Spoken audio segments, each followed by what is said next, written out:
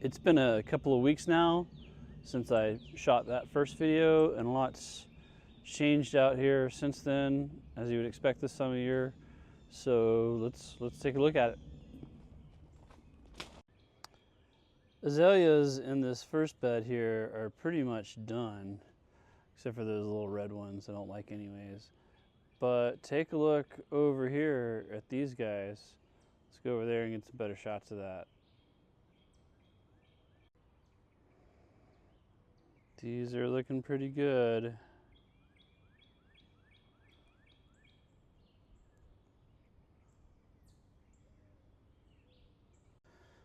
The white one's not as full as it was just a week ago when Max and Madeline were here.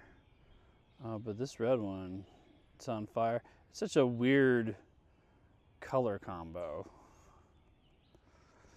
But it is a beautiful azalea.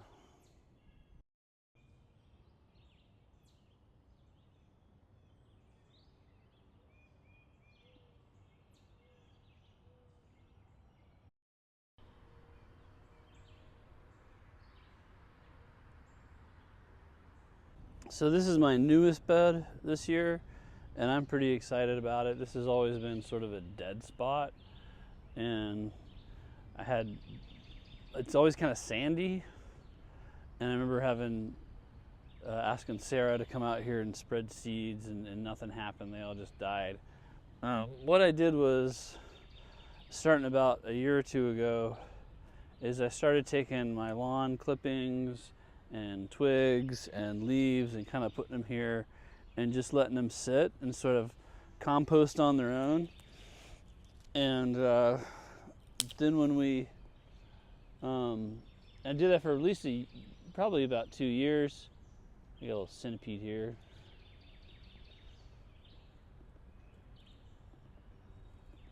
You don't want to get on my stick. I did that probably for 2 years. And then when we got the wood chips, there's about 3 to 6 inches of wood chips here. And then I put these rhododendrons in here. Each rhododendron's in like a pocket of that compost. I bought these for $16. They were about a third of the size when I bought them, and that was only a month ago, and they've already blown up big. So I think this will make a nice rhododendron bed. Probably could have done a couple more.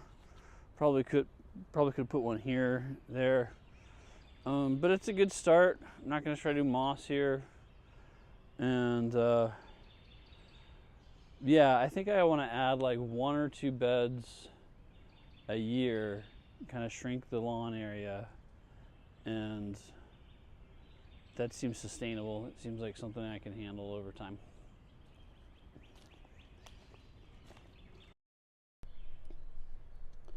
Slightly better look.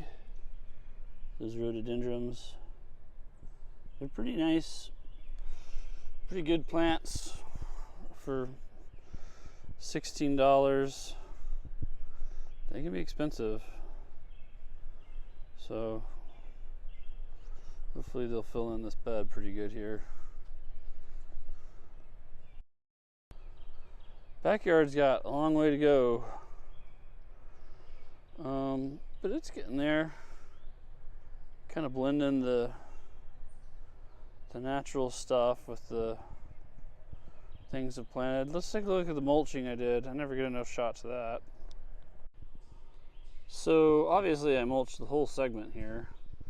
It's a lot of work. It's only my second time doing it. But it makes a big difference. And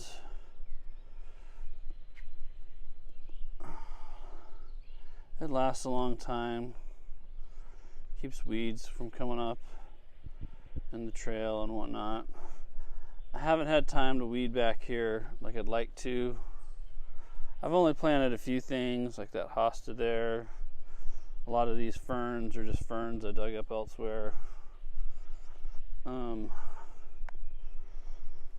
But I gotta move some firewood around. We bought some new chairs.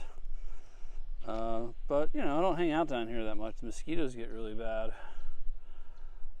Fortunately, my neighbor lost a huge tree over there.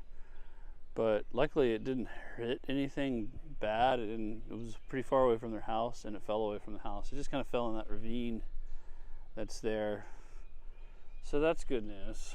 Haven't had time to clean up these banks like I like to. Bridge looks fine, creeks looks fine. It's been about 2 years since I've finished digging this kind of rock wall trench thing. It works when we get storms. We get flash floods. It completely, the water just flows right there, and I'm good to go. And it does its thing, so that works. These stairs need some work, especially this last one. They just aren't evenly spaced, and that's fine. This bed, I've kind of don't pay much attention to it. It's got a couple of hostas and some ferns in it, but it's way down here in the mosquito zone, so I don't spend a lot of time on it. And then, yeah, I can't get anything to grow under this beech tree. And then long term, I've dragged some of these stones down here, but long term's gonna be little stone stairs, little stone stepping stones across the creek, little thing to go up, and then you'll have a little loop that you can walk, and then I'll landscape and plant and all that in it. But that's just a long term, when I have the time and the resources thing. Not gonna stress it. Let's look at the rest of the backyard. So these guys came out pretty good. Unfortunately, I don't have any video of them, but they're doing real well since just fertilizing and mulching them once a year seems to make a really big difference.